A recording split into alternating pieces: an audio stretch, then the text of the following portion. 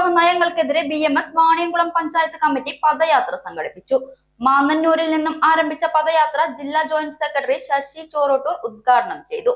തുടർന്ന് ജാഥ captain C പുഷ്പരാജന് പതാക കൈമാറി.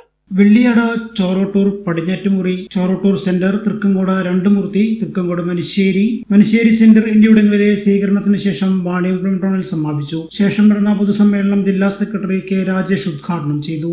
Panchayat committee president K Somasundaran അധ്യക്ഷത വഹിച്ചു. ജില്ലാ ജോയിന്റ് സെക്രട്ടറി ശശി ചോറോട്ടൂർ, മേഖലാ ജോയിന്റ് സെക്രട്ടറി P രാജേഷ്, ജാഥ ക്യാപ്റ്റൻ C പുഷ്പരാജ്, പഞ്ചായത്ത് ഭാരവാഹികളായ BP Suresh, TJ Salomi, PP Sreedharan, C Shaji തുടങ്ങിയവർ സംസാരിച്ചു.